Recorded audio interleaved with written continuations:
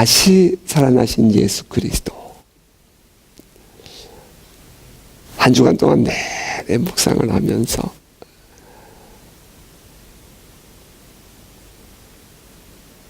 너무 그동안 제 자신이 이 다시 살아나신 예수 그리스도 이 부활절을 기념하는 날로만 살았구나 하는 것을 깨닫고 회개하는 시간을 가졌습니다.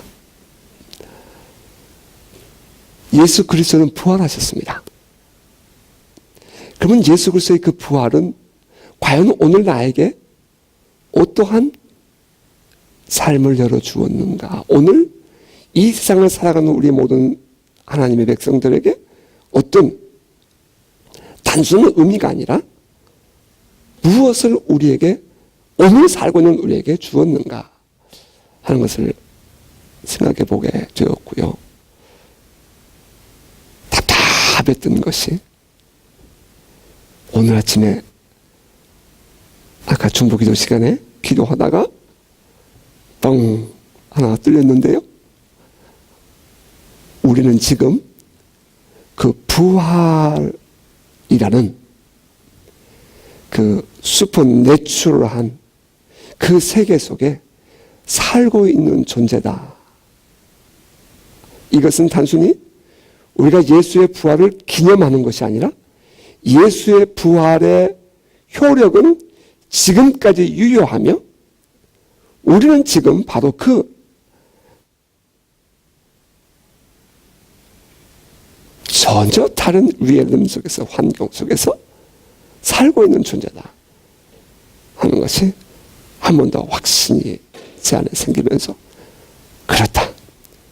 설교를 어제 밀린 준비를 다 했지만 아침에도 2번 또 읽어보고 또 묵상을 하면서 어찌하든지 좀 인식론적으로 이렇게 이 말로 하는 그런 설교가 아니라 오늘 우리 가운데 함께 계시는 그 부활하신 주님을 경험하고 또 만나면서 우리 안에 정말 진정한 부활의 신앙이 새로워져야 되겠다 하는 생각을 갖게 되었습니다. 예수의 죽으심에 대하여 기록하고 있는 성경은 예수의 죽음은 사탄의 역사였다 라고 이야기합니다. 오늘 이 예수의 부활절 아침에 저는 여기서부터 말씀을 시작하고 싶습니다. 최후의 만찬 자리였죠. 예수께서 심령의 괴로움을 느끼시면서 말씀하셨습니다. 진실로 진실로 너희에게 이르노니 너희 중에 하나가 나를 팔리라. 제자들이 서로 함께 쳐다보면서 누굴까 의심을 했습니다. 베드로가 머리짓을 하면서 요한에게 선생님께 물어봐 라고 요청을 합니다. 요한이 예수께 묻자 예수님께서 대답을 하십니다. 내가 떡 한 조각을 적셔다가 주는 자가 바로 그니라.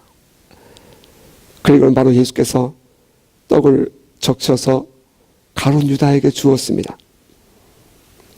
그 다음에 성경은 이렇게 기록합니다. 조각을 받은 후 곧 사탄이 그 속에 들어간지라. 이에 예수께서 유다에게 이르시되 내가 하는 일을 속히 하라 하시니 As soon as Judah took the bread, Satan entered into him. Satan entered into him. 우리는 여기서 사탄이라는 존재가 실존하였다 하는 것을 알아야 합니다. 사탄이 그 속에 들어갔다. enter into 이 말은 실제로 어떤 물체가 안으로 들어갔다는 것을 말할 때 사용하는 단어잖아요. 사탄이 실제로 가룟 유다에게 들어갔습니다. 가룟 유다가 자신의 욕심을 위해서 단순히 자신의 어떤 의지로 예수를 파는 것이 아니라 그 속에 사탄이 들어가서 그를 조종하였거나 혹은 그에게 영향력을 주어서 이제 사단의 영향력 속에 있는 유다가 예수를 팔게 됩니다. 그리고 예수를 팔기 위해서 대제사장을 만나러 갔던 내용을 기록한 누가복음은 또 이렇게 기록합니다. 유월절이라 하는 무교절이 다가오매 대제사장들과 서기관들이 예수를 무슨 방도로 죽일까 궁리하니 이는 그들이 백성을 두려워함이더라. 12 중에 하나인 가룟인이라 부르는 유다에게 사탄이 들어가니 이에 유다가 대제사장들과 성전 경비제장들에게 가서 예수를 넘겨줄 방도를 의논하는지라. 누가복음 22장 1절 이하 5절까지 말씀입니다. 12 중에 하나인 가룟인이라 부르는 유다에게 사탄이 들어가니, 예수를 팔았던 가룟 유다는 사단의 조종 혹은 사단의 영향력 하에 있었습니다. 이것은 역사적인 사실이고 진실입니다. 여러분, 제가 매우 도전적인 이야기를 했어요. 이것은 역사적인 사실이고 진실입니다. 꾸며낸 얘기가 아니고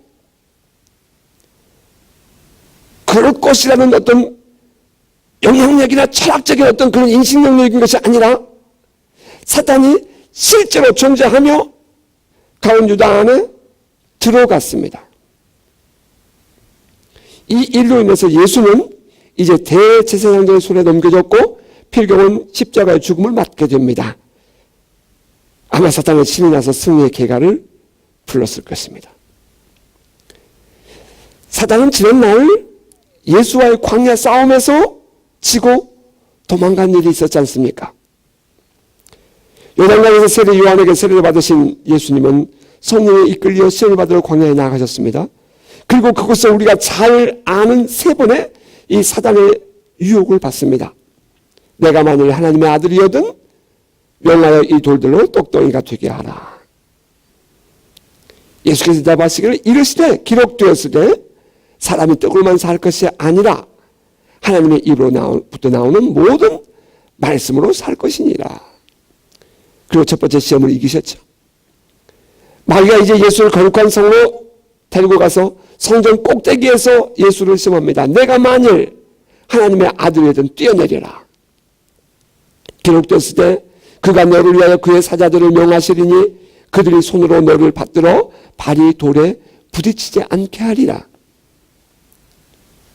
예수께서 또 대답하십니다. 기록되었을 때 주 너의 하나님을 시험하지 말라 하셨느니라. 신명기의 말씀으로 계속해서 우리가 잘 아는 이 모세 오경, 쉐마에서 그들이 말하던 그 모세 오경, 그 말씀으로 계속해서 승리하십니다. 이번에는 높은 산에 데려가서 천하만국과 그 영광을 보여주면서 또 예수께 시험합니다. 만일 나에게 엎드려 경배하면 이 모든 것을 내게 주리라. 예수께서 대답하십니다. 사단아 물러가라.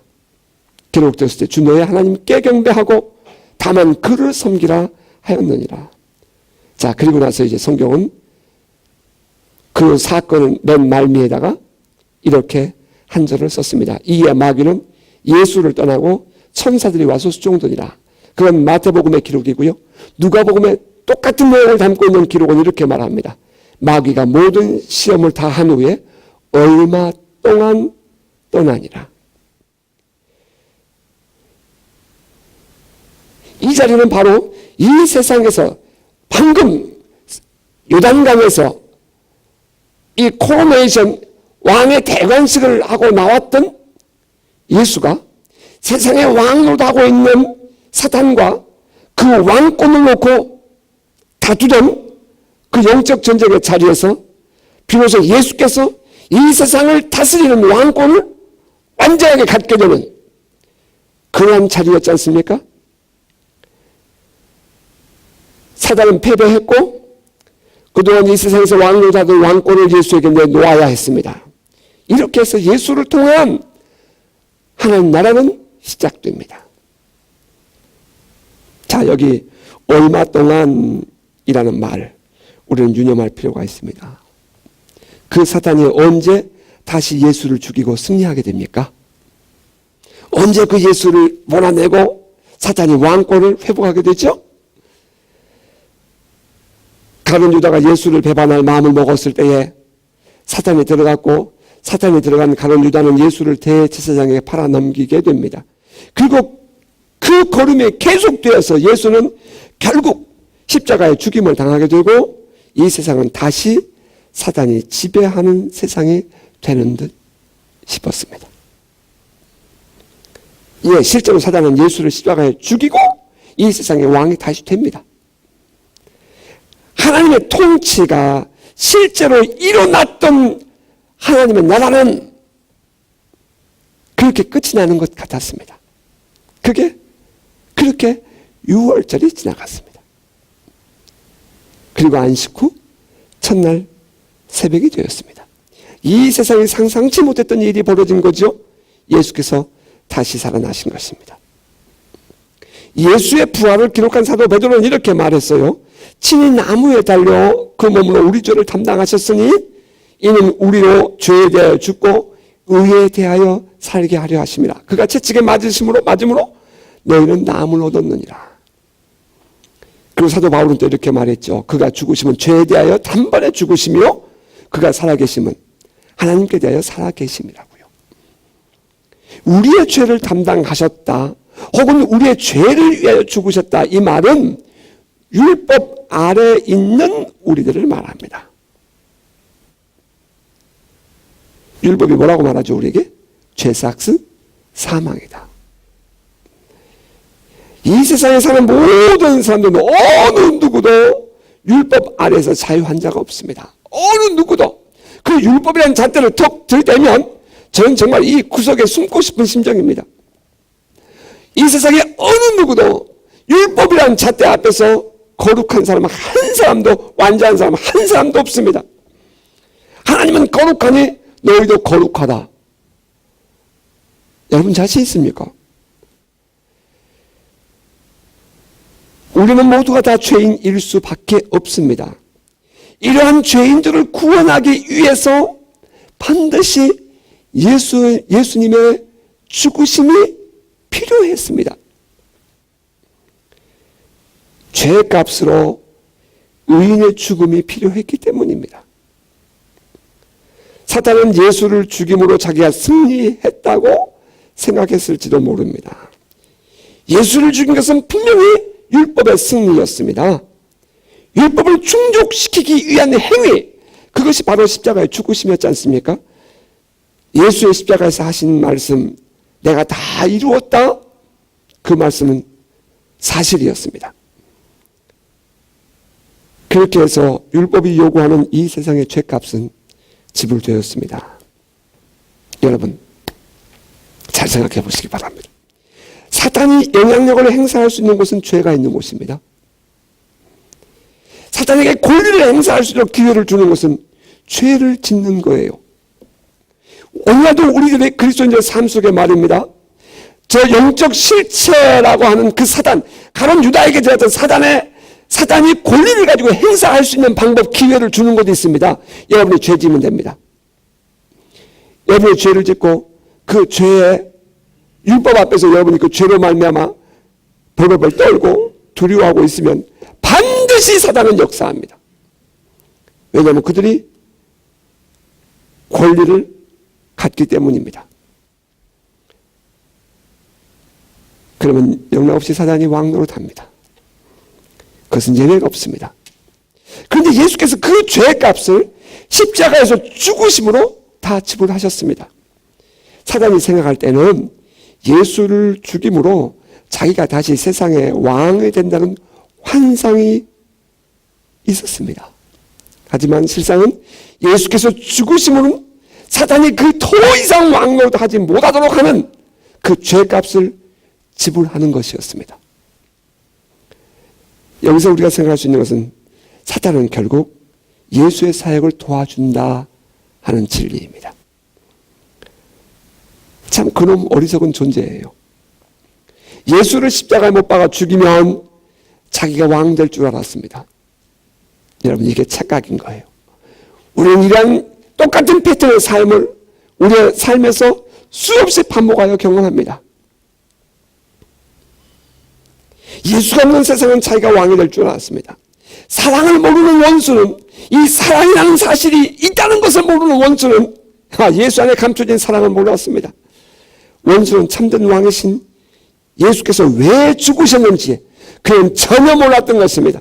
늘 그렇듯이 사단은 예수를 도와줍니다. 오늘날도 믿음을 지키는 우리를 괴롭히기 위해서 사단이 발악을 합니다. 이 땅에서 어떻게든지 쫓아내려고 별짓을 다 합니다. 하지만 결국에는 사단의 그러한 애쓰는 수고는 우리를 도와주는 결과를 낳게 된다는 사실을 우리는 압니다. 이것이 예수의 십자가 죽으심의 사건에서 보여주는 이 사탄의 어리석은 행동이었습니다. 예수는 죄에 대하여 죽으셨습니다. 우리의 죄값을 대신 짊어지고 죽으신 것입니다. 여러분 믿으십니까? 이건 너무나도 정확하고 분명한 사실, 팩트입니다. 그리고 의에 대해 살아나셨습니다. 예수는 죽음에서 다시 살아나심으로 이 세상에 참된 의를 드러내셨습니다. 예수 그리스도께서 다시 살아나심으로 인해서 우리는 죄값이 지불된 자로서의 삶을 누릴 수 있게 되었습니다. 다시 말하면 예수께서 십자가에 죽으심으로 내 죄값이 지불되었다는 사실을 믿음으로 우리는 하나님 안에서, 하나님 앞에서 자유인이 되고 또 의롭다 하심을 받게 되었습니다. 예수의 부활하심을 기록한 성경은 이렇게 말합니다. 사망아 너의 승리가 어디 있느냐? 사망아 내가 쏘는 곳이 어디 있느냐? 사망이 쏘는 곳은 죄요, 죄의 권능은 율법이라. 그렇습니다. 사단은 더 이상 예수로 말미암아 죄 사함 받은 자들에게 왕노할 수 없는 존재가 되고 말았습니다. 예수를 죽이면 자기가 왕 될 줄 알았는데 예수를 죽임으로 말미암아 이제 사단은 자기가 권리를 행사할 수 있는 곳이 전혀 없어지게 되었습니다. 율법의 효력이 있는 곳에 사단이 왕노릇하는데 이제 우리는 그리스도로 말미암아 의롭다함을 받게 되었고요. 하나님의 자녀라는 부르심을 우리가 어답션을 우리가 받게 되었으니 저는 원수는 더 이상 우리에게 영향력을 끼칠 수 없는 곳에 우리의 존재 가치가 있게 되었다 이 말입니다. 이 예수의 죽으심과 부활은 이 세상의 말입니다. 진정한 자유를 주는 길이며 하나님의 의를 이룬 길이었습니다. 자, 오늘을 사는 우리가 이 예수의 십자가의 죽으심과 부활에서 누리는 은혜가 무엇일까요? 많은 것을 이야기해 볼 수 있겠지만 몇 가지로 함께 나눠보고 싶습니다. 우리가 예수 그리스도의 십자가의 죽으심과 부활을 통해서 오늘 내가 누리고 있는 은혜가 무엇입니까? 아니 남들 얘기하지 마시고 내가 누리고 있는 은혜가 무엇입니까? 말할 것도 없이 죄사함과 의롭게 됨일 것입니다. 우리는 죄를 짓고 나면 불안해합니다. 종종 어떤 사람은 내가 천국에 못 갈까 봐 불안해하는 그리스도인들도 봅니다. 그래서 어떤 이상한 목사는 지옥에 가는 크리스찬이라는 책을 써서 돈도 많이 벌었습니다. 이런 엉터리 같은 책들을 읽고 불안에 덜덜 떠는 사람들도 있다는 것이 참 아이러니컬합니다. 그리스도 안에서는 정죄가 없습니다. 우리의 죄값은 이미 예수 그리스도의 십자가에서 완전하게 해결되었습니다. 여러분 믿으십니까? 천국에 갔더니 아니 지옥에 갔더니 어떤 목사가 있더라. 그런 간증 CD를 들으면서 참 아프다.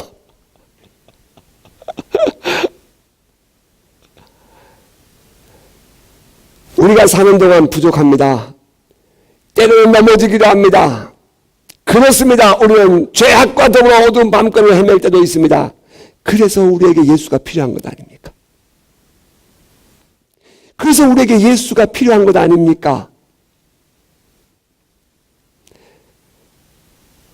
이 죄의 사함과 의롭게 되었다, 이 사실이 언제 우리 안에 더욱더 분명하게 드러나느냐면 영적 사역을 할 때입니다. 언제나 원수는 죄가 있는 곳에서 역사하잖아요. 이렇게 평범할 때는 몰라요. 인도에 가니까 정말 귀신들이 드글드글해요.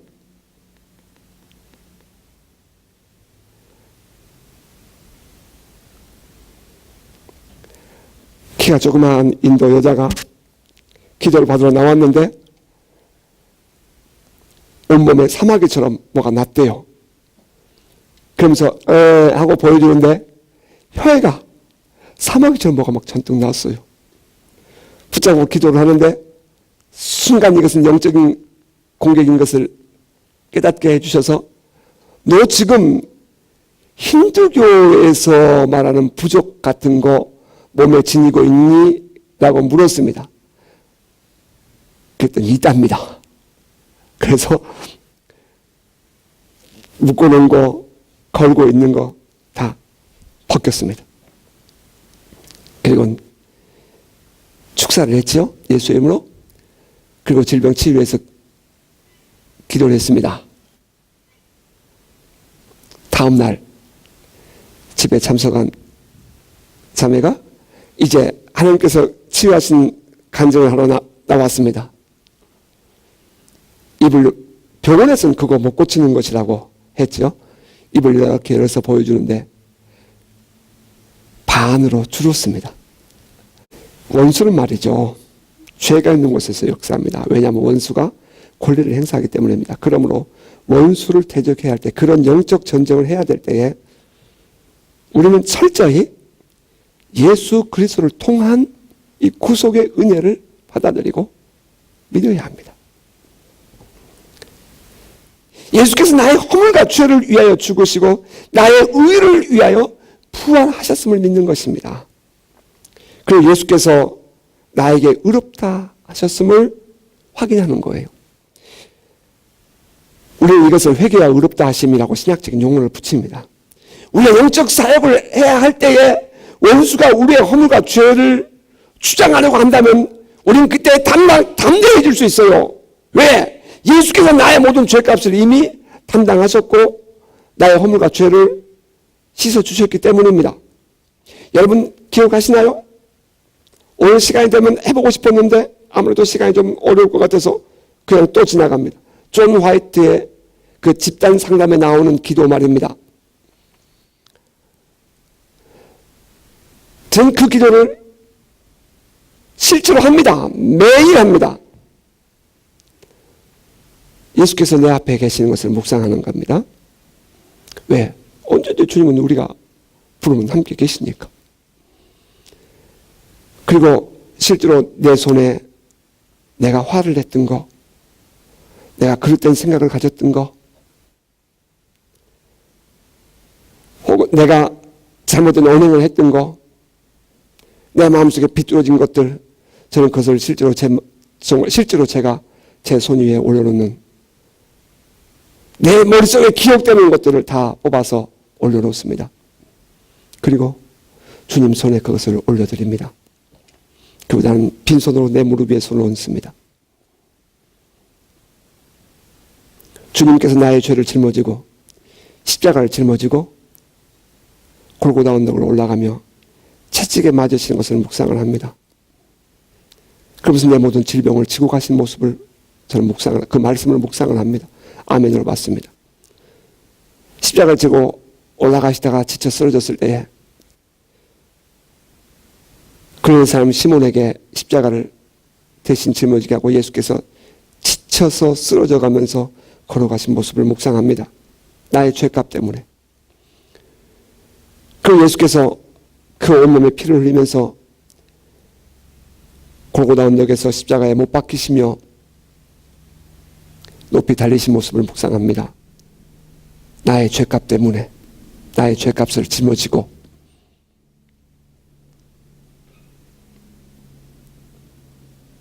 그 십자가에서 예수께서 말씀하시기를 아버지여 저들의 죄를 사하여 주옵소서. 물론 로마 병정들의 죄를 사해달라는, 혹은 예수를 십자가에 못 박으라는 저 유대인들을 용서해달라는 말씀이겠지만, 저는 제 자신을 용서해달라고 대신 십자가를 짊어지신, 죄값을 짊어지신 예수님을 묵상합니다. 아버지여 근태기의 죄를 사하여 주옵소서.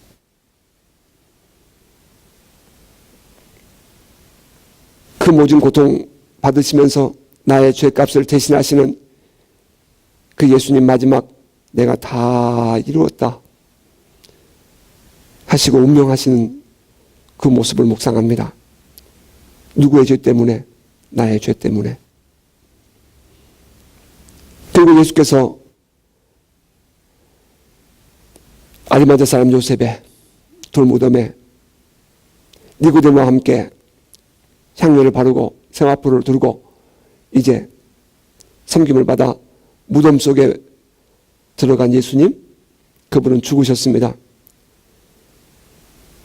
그리고 예수님이 그때 저 지옥에까지 내려가십니다.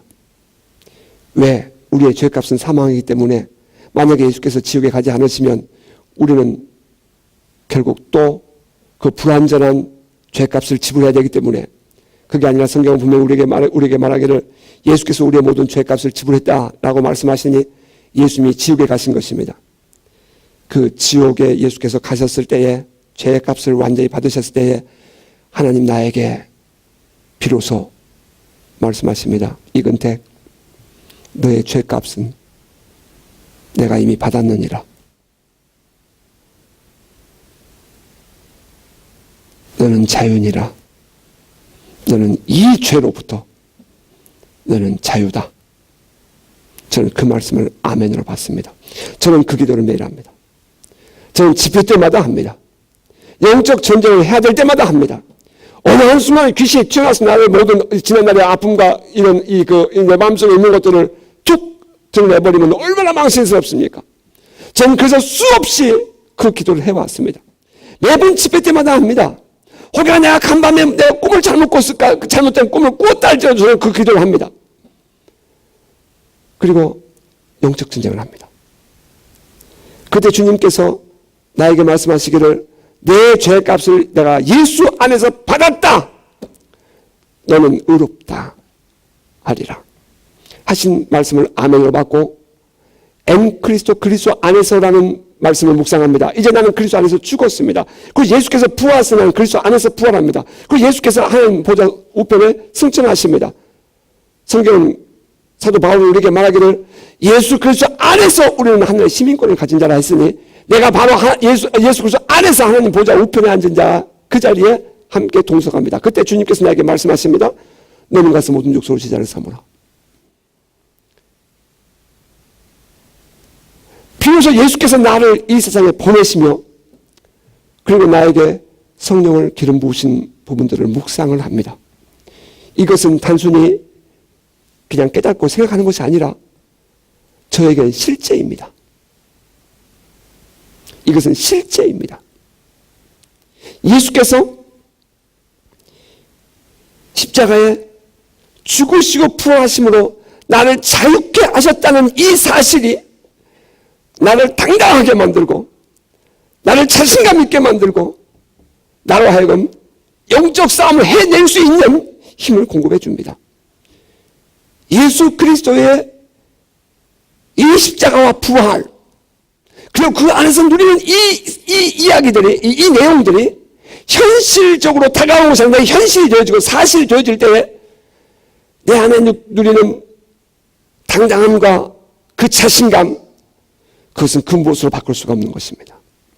만약에 원수가 야, 너 이런 죄졌잖아 만약에 말을 한다면 저는 조금도 주저하지 않고 기죽지 않고 저는 말할 것입니다. 사람들이 말입니다. 그의 허물을 지적할 때에 제일 흥분합니다. 그의 죄진 그것을 감춰놓은 것들을 지적할 때 부끄러워합니다. 저는 그때 당당할 것입니다. 왜? 이것은 이미 죄값 지불됐으니까. 더러운 원수가 내게 권리를 행사할 수 있는 자격이 없잖아요. 더러운 원수야. 예수의 이름으로 명하노니 잠잠할지어다. 예수의 이름으로 나와라. 우리는 당당할 수 있는 것입니다. 아멘입니까? 여러분, 이 기도는 날마다 하는 것입니다. 존 화이트의 상담에서 나오는 얘기입니다. 두 번째, 이제 우리가 예수로서의 십자가의 죽으심과 부활을 묵상하고 부활이 우리에게 주는 은혜는 이 거듭남에 대한 정체성, 아이덴티티, 정체성과 셀프 이스템, 자존감이 분명해진다는 것입니다. 예수 그리스도라는 렌즈를 통해서 우리 자신을 볼 때에 우리는 새로운 피조물로서의 정체성과 자존감을 갖게 되는 것입니다. 그냥 평범한 눈으로 보면 우리는 언제나 연약하고 부족한 허물과 죄투성이인 존재들이죠. 하지만 예수 그리스도의 죽으심과 부활이라는 과정을 지나고 난 다음에 우리는 전혀 새로운 피조물이 되는 것입니다. 그런즉 누구든지 그리스도 안에 있으면 새로운 피조물이라 이전 것은 지나갔으니 보라 새 것이 되었도다. 새 것이 될 것이다가 아니라 우리는 새 것이 된 존재입니다. 우리의 존재는 달라졌습니다. 우리는 완전히 새로운 사람입니다. 이것은 단순히 인식론적으로 예수를 믿으면 새로운 사람 된다 그런 뜻이 아닙니다. 성령의 은혜로 말미암아 실제로 바뀐 존재를 의미합니다. 사도 바울의 표현을 빌리면 우리는 육의 사람이 아니라 영의 사람이 된 것입니다. 고린도서 15장을 묵상해 보면 예수의 부활은 먼 미래에 다음에 우리가 죽었다 다시 살아날 것을 말하는 것이 아니라 예수의 부활은 곧 오늘 지금 우리가 부활체로서의 삶을 살고 있다는 것을, 현재의 의미라는 것을 말씀해 주고 있다는 것입니다. 우리가 흙에 속한 자의 형상을 입은 것 같이 또한 하늘에 속한 이의 형상을 입었느니라. 첫 아담이 범죄함으로 말미암아 죽음이 사망이 우리에게 들어왔다면 둘째 아담은 예수께서 부활하심으로 말미암아 우리에게 부활이 들어왔느니라. 곧 우리는 다음에 죽었다가 땅에 묻혔다가 다시 부활할 것만을 의미하는 것이 아니라 곧 우리는 지금 바로 그 부활의 능력 속에 살고 있는 거듭난 존재라는 것을 반복해서 사도 바울은 우리에게 말해줍니다. 우리는 존재 자체가 바뀐 자들입니다. 여러분이 이에 대해서 담대하시기를 주님으로 축복합니다. 여러분, 우리는 존재 자체가 아예 바뀐 존재들이에요. 물론 이 땅에서 발을 붙이고 사는 것은 똑같습니다. 하지만 우리의 시민권은 하늘 아래에 있습니다. 제 시민권은 어딘지 아십니까? 제 시민권 대한민국에 있습니다. 저는 이 땅에서 살고 있습니다. 하지만 제 시민권은 대한민국입니다. 대한민국에 흔히들 하는 것처럼 재산이 있어서가 아니라 전 재산 하나도 없습니다. 그냥 대한민국 사람으로서의 시민권을 가지고 살고 있습니다. 우리의 시민권은 하늘 아래에 있습니다. 여러분 믿으십니까? 이보다 더 당당한 것이 있습니까? 그런데 우리의 시민권은 하늘 아래에 있다고 말하면서도 여전히 나는 시민권이 거기 있다는 사실을 잊어버리고 내가 대한민국 여권을 사용하는 대한민국 사람이라는 시민권자라는 것을 잊어버리고 내가 뉴질랜드에서 열심히 지멋대로 산다면 이게 말이 되겠습니까? 아니, 이 안에서는 똑같아요. 자격이. 그죠? 영주권자나 시민권자나. 하지만 제가 해외를 나가게 되면 무슨 문제를 만나면 뉴질랜드 국가에서 저를 보호하러 오는 것이 아니라 대한민국에서 저를 보호하러 올 것입니다. 이건 매우 중요한 이야기입니다. 제가 무슨 일을 만나면 대한민국의 신문에서 대한민국 국민이 무슨 일을 만났다라고 말할 것입니다. 제가 이 땅에 살고 있지만. 우리는 그리스도 안에서 하나님 보좌 우편에 앉은 자가 되었습니다. 뿐만 아니라 우리는 그 그리스도로부터 보냄을 받은 자들입니다. 이것은 매우 중요합니다, 여러분. 여러분의 이 정체성 매우 중요합니다. 우리는 그냥 혼자 예수 믿고 복받고 이기적인 그런 자기중심적인 삶을 사는 존재가 아니라는 것입니다. 우리는 그리스도로부터 이 세상에 보냄받은 자들이 되었습니다. 예수께서 말씀하십니다. 아버지께서 나를 보내신 것 같이 나도 너희를 보내노라. 우리는 보냄받은 자들입니다. 우리가 이 세상에서 당당하게 살아갈 수 있는 이유는 보냄을 받은 자는 보내는 자와 영광과 권능이 동등하기 때문에 우리를 보내신 예수 그리스도의 영광과 권능을 동등하게 누리는 자로서의 이 세상을 살아가는 것입니다. 얼마나 당당합니까? 축복입니다. 기죽어 살 세상이 아닙니다. 우리는 이미 바뀐 자들이에요. 우리는 보냄을 받은 자들입니다. 여기서 할렐루야 해야죠. 하늘과 땅의 모든 권세를 내게 주었으니 너희는 가라라고 누가 보냈습니까? 예수께서 보내셨습니다. 하늘과 땅의 권세를 가진 자가 우리에게 가라는 것입니다. 너희는 가서 모든 족속으로 제자를 삼아 모든 민족으로 제자를 삼아 아버지와 아들과 성령의 이름으로 세례주고 내가 너희의 무만보동서 가르쳐 지키게 하라. 벌쩌다 세상 끝날까지 내가 너희와 항상 함께 있으리라. 아멘. 보내는 자와 보냄을 받는 자는 동등합니다. 이것이 우리의 정체성입니다. 이것이 우리를 버티게 하는 것입니다. 세상 사람들이 뭐라고 말해도 아니 목사님 그 건물 내놓으세요. 그래도 나 당당합니다. 하나님이 나를 보내셔서 하나님께서 여기까지 인도하셨던 걸요. 사람이 보내는 것이 아닙니다. 하나님이 보내신 것입니다. 이 정체성, 이 자존감, 이것이 우리 안에 회복되는 것입니다. 예수의 부활을 바라볼 때에 너희는 온 천하에 다니며 만민의 복음을 전파하라. 믿고 세례를 받는 사람은 구원을 얻을 것이요 믿지 않는 사람은 정죄를 받으리라. 믿는 자들에게는 이러한 표적이 따르리니 곧 그들이 내 이름으로 귀신을 쫓아내며 새 방언을 말하며 뱀을 집어올리며 무슨 독을 마실지라도 해를 받지 않으며 병든 사람에게 손을 얹은 적 나으리라. 병든 사람에게 손을 얹은 적 나으리라. 그게 못 받아들일 일입니까? 재밌지 않습니까? 오늘 우리는 누구입니까? 이 땅에 하나님 나라의 복음을 전하라고 보냄을 받은 자들입니다. 여러분 안에 당당함이 있기를 주 여러분 축복합니다. 우리는 거듭난 자들입니다. 이미 예수 그리스도 안에서 죽음과 부활을 통과한 자들입니다. 그리고 이 세상에 새로운 사명을 가지고 사는 사람들이 있죠. 하지만 육에 속한 자의 입장에서 바라본다면 예수를 믿어도 여전히 똑같은 사람일 뿐이라고 생각하는 것입니다. 그래서 예수를 믿으나 다른 종교를 믿으나 종교만 가지면 된다고 생각을 합니다. 그런데 여러분 분명한 것은 그들의 종교 안에는 대속의 죽음과 부활이 없다는 것입니다. 따라서 죄사함과 의롭다 하심도 없어요. 어쩌면 말도 잘하고 생활도 깨끗하게 할 수 있을지 모르겠습니다. 그들의 삶은 어쩌면 정말 누가 보아도 깨끗한 삶일지도 모르겠습니다. 하지만 그들 안에는 진정한 죄사함과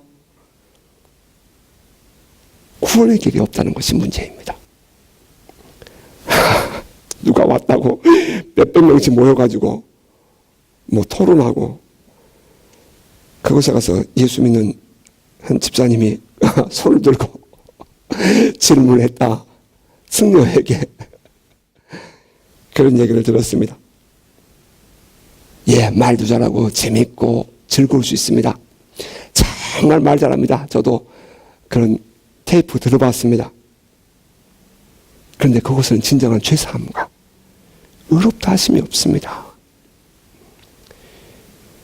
예수 그리스도의 죽으심과 부활을 통한 길만이 유일합니다. 그리고 이 믿음을 통과한 자만이 거듭난 정체성과 자존감을 가질 수 있습니다. 자, 셋째로 우리가 예수 그리스도의 부활을 통해 얻을 수 있는 은혜, 그것은 우리 안에 세계관이 바뀐 것입니다. 그동안 이 세상이 흘러가는 대로 살아왔습니다. 이 세상은 원수가 다스리는 영향력 속에서 큰 그런 물줄기가 흐르고 있었잖아요. 마땅히 사람은 태어나서 죽는 것이 정한 이치고 그것이 전부였어요. 모두가 그렇게 태어나서 죽었습니다. 그런데 예수께서 죽으시고 부활하심으로 인해서 이 세상에는 새로운 눈이 열리게 되었습니다. 새로운 세계관이 열린 것입니다. 부활이 있다 하는 것입니다. 죽으면 끝나는 것이 아니라, 죽어서 저 먼 세상 거기 가는 것이 아니라, 죽어도 끝이 아니라는 것입니다. 고린도 교회 안에도 그런 사람이 있었던 모양입니다. 오늘 본문에 보면 그리스도께서 죽은 자 가운데서 다시 살아나셨다 전파되었거늘 너희 중에서 어떤 사람은 어찌하여 죽은 자 가운데서 부활이 없다 하느냐. 아니, 고린도 교회 안에 말입니다. 그 많은 은사들이 나타나고 말입니다. 성령의 역사가 강하게 일어나고 있는 그곳에 말이죠. 교회는 막 부흥되고 있었습니다. 그런데 그들 속에 어떻게 죽은 자가 다시 살아나? 라고 말하는 사람들이 있었다는 거예요. 오늘날은 안 그럴 것 같습니까? 오늘날도 그래요. 사도는 이렇게 계속해서 말씀하십니다. 만일 죽은 자의 부활이 없으면 그리스도도 다시 살아나지 못하셨으리라. 그리스도께서 만일 다시 살아나지 못하셨으면 우리가 전파하는 것도 헛것이요 또 너희 믿음도 헛것이며 또 우리가 하나님의 거짓 증인으로 발견되리니 우리가 하나님이 그리스도를 다시 살리셨다고 증언하였습니다. 만일 죽은 자가 다시 살아나는 일이 없으면 하나님이 그리스도를 다시 살리지 아니하셨으리라. 만일 죽은 자가 다시 살아나는 일이 없으면 그리스도도 다시 살아나신 일이 없었을 터이요 그리스도께서 다시 살아나신 일이 없으면 너희의 믿음도 헛되고 너희도 여전히 죄 가운데 있을 것이요 또한 그리스도 안에서 잠자는 자도 망하였으리니 만일 그리스도 안에서 우리가 바라는 것이 다만 이 세상의 삶뿐이면 모든 사람 가운데 우리가 더욱 불쌍한 자이니라. 그러나 이제 그리스도께서 죽은 자 가운데서 다시 살아나사 잠자는 자들의 첫 열매가 되셨도다. 예수로서의 부활은 우리에게도 부활이 있다는 것을 보여주는 실제 사건이었습니다. 우리는 예수 그리스도의 부활을 생각할 때마다 우리 자신도 부활한다는 사실을 확인하는 계기가 되어야 합니다. 우리도 부활합니다. 반드시 부활합니다. 여러분도 부활합니다. 나도 부활합니다. 이것은 절대로 변할 수 없는 진리입니다. 예수께서 부활하셨다는 사실이, 부활하셨다는 것이 사실이라면 여러분, 우리도 부활한다는 이것은 사실입니다. 이것이 성경이 우리에게 보여주는 진리입니다. 여러분, 우리도 부활합니다. 아멘입니까?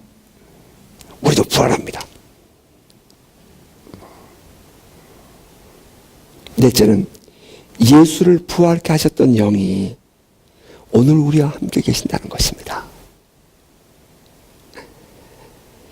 예수를 죽은 자 가운데서 살리신 이의 영이 너희 안에 거하시면 그리스도 예수를 죽은 자 가운데서 살리신 이가 너희 안에 거하시는 그의 영으로 말미암아 너희 죽을 몸도 살리시리라. 로마서 8장 11절 말씀입니다. 여러분, 예수를 죽은 자 가운데서 살리신 이의 영이 누구십니까? 하나님의 영, 곧 성령이십니다. 성령이 우리 안에 살고 계십니다. 이것은 엄청난 은혜입니다. 단순한 영향력이 아닙니다. 단순한 능력 정도가 아니에요. 하나님의 영이 우리 안에 살고 계십니다. 아멘입니까? 이 영이 바로 지난날 예수에게 함께 하셨던 성령이시고요. 제자들에게 임했던 성령이십니다. 성경은 이렇게 말하지 않습니까? 하나님이 나사렛 예수에게 성령과 능력을 기름 붓듯 하셨으며 그가 두루다니시며 선한 일을 행하시고 마귀에게 눌린 모든 사람을 고치셨으니 이는 하나님이 함께 하셨습니다. 오순절 마가의 다락방에서 막 튀어나왔던 성령 받았던 베드로가 그 많은 사람들 앞에서 지금 우리에게 임한 것은 마지막 날 예언되어진 그 약속의 말씀이 성취된 것이라고 요엘서를 인용하면서 말하지 않습니까? 이는 곧 선지자 요엘을 통하여 말씀하신 것이니 이르시되 하나님이 말씀하시기를 말세에 내가 내 영을 모든 육체에게 부어주리니 너희의 자녀들은 예언할 것이요 너희의 젊은이들은 환상을 보고 너희의 늙은이들은 꿈을 꾸리라. 그때 내가 내 영을 내 남종과 여종에 부어주리니 그들이 예언할 것이요 주의 또 내가 위로 하늘에서는 기사를 아래로 땅에서는 징조를 베풀리니 곧 피와 불과 연기로다. 주의 크고 영화로운 날이 이르기 전에 해가 변하여 어두워지고 달이 변하여 피가 되리라. 여러분 이 구절 그냥 보시면 안 돼요. 어느 저녁에 달은 무슨 달이라 그래요? 블라드문이라 그래요? 블라드문이라 그래요? 달이 피로 핏빛을 따는 것을 말해요? 그런데 마지막 날에 선지자 요엘이 예언한 말씀이에요. 이런 일이 일어난대요. 주의 크고 영화로운 날이 이르기 전에 해가 변하여 어두워지고 달이 변하여 피가 되리라. 누구든지 주의 이름을 부르는 자는 구원을 받으리라 하였느니라. 물론 이 부분은 또 그렇게 해석하게 되면 또 그렇게 또 따로 또 가야 되니까 그냥 넘어가십시다. 제자들이 대낮에 술에 취해서 방언을 한다고 비웃는 사람들에게 사도 베드로는 요엘서에 예언되어진 하나님의 말씀이 성취되어 모든 사람에게 성령이 부어진 것이라고 말을 합니다. 그 영이 누구십니까? 한때 사람들이 우리를 오해해서 예언하고 꿈을 꾸고 환상을 보고 그런 것으로만 사람들은 봤는지 모르겠지만 누누이 강조한 것은 그러한 일이 일어날 때에 그 이전에 있었던 것을 우리는 놓치지 말아야 된다. 하나님의 성령의 임재, 성령의 우리에게 기름 부어주심으로 말미암아 나타나는 현상들이니까 이 마지막 날 우리에게 약속하신 그 성령이 부어진다는 이 약속이 성취되는 그것을 위해서 우리가 기뻐하고 감격하고 우리는 그곳으로 가야 된다 강조해 왔는데, 바로 지금 사도 베드로가 강조하고 싶은 것은 바로 그것이죠. 하나님의 영, 예수를 부활케 하신 이의 영, 그 성령이 오늘 우리에게 함께 하신다 라고 외쳤다는 것입니다. 그런데 지금 그 영이 우리와 함께 계십니다. 이것이 축복입니다. 이것이 축복입니다. 그런 의미에서 부활은 과거의 사건입니까? 아니면 지금의 사건이고 또 앞으로 일어날 사건입니까? 물론 죽은 자의 부활은 앞으로 일어날 사건입니다. 예수 그리스도께서 다시 오실 날 궁극적인 우리 모든 부활을 하게 될 것입니다. 여기서 오늘 제가 묻고 싶은 것은 그 사건을 의미하는 것이 아니라 부활의 능력의 효과를 묻고 싶은 것입니다. 부활의 능력은 지금도 우리 안에 역사하고 있습니까? 아니면 그동안은 없어졌다가 다음에 예수님 다시 오시면 다시 나타나는 겁니까? 여러분 어떻습니까?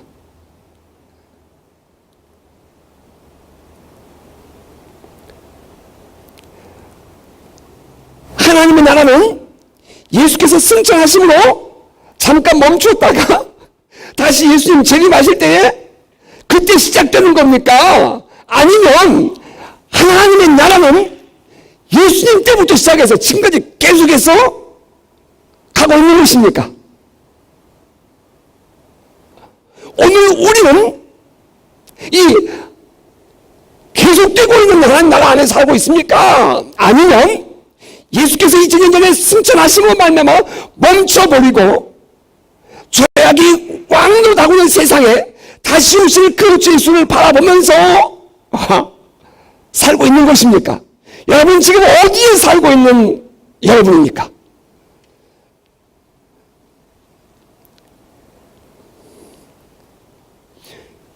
매우 중요한 우리의 신앙의 전제요. 매우 중요한 우리의 존재 가치에 대한 이해입니다. 여러분 지금 어디에 살고 있습니까? 왜 기가 죽습니까? 왜 나는 힘들고 어려워야 합니까? 왜 나는 지금의 현실 속에서 이렇게 육신에 묶여서 살아야 합니까? 왜 그렇습니까? 이것이 무엇의 문제입니까? 부활의 능력은, 부활의 효과는, 예수 그리스도의 십자가의 죽으심과 부활의 그 효과는 언제나 동일합니다. 조금도 변하지 않습니다. 그 부활의 능력이 우리 안에 있습니다. 그 능력으로 우리는 이 세상을 사는 것입니다. 아멘입니까?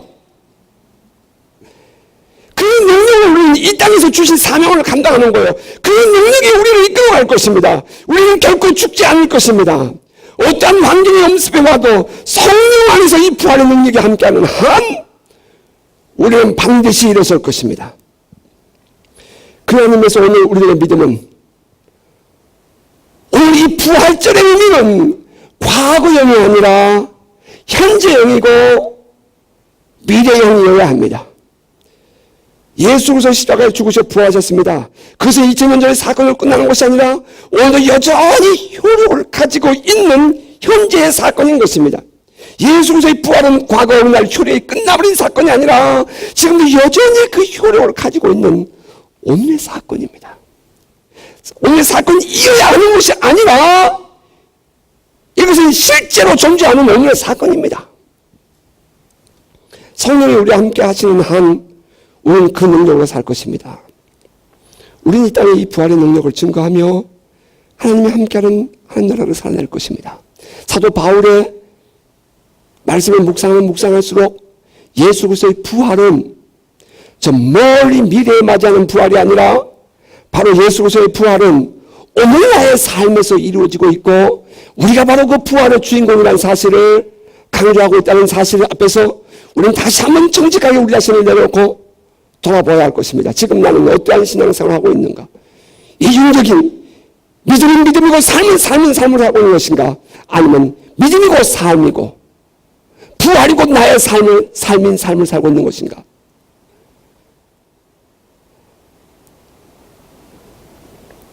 그러므로 사도 바울은 고린도서 15장 맨 말미에 이렇게 말합니다. 그러므로 내 사랑하는 형제들아 견실하며 흔들지 말고 항상 주의 일에 더욱 힘쓰는 자들이 되라. 너희 수고가 주 안에서 헛되지 않은 줄을 알미라. 말씀을 맺겠습니다. 예수 그리스도의 부활, 이것은 우리가 단순히 기념하는 것이 아니라 오늘 우리의 삶에서 계속 나타나야 할 현재형의 사건입니다. 우리 안에 예수를 부활케 하신 이의 영이 함께 하심으로 드러나는 부활의 능력, 이것을 제한하지 않고 마음껏 이 세상에 드러내며 그 하나님의 나라를 이 땅에 왕성하게 증거하는 복된 성도들 저와 여러분 되시기를 주의 이름으로 축복합니다. 아멘.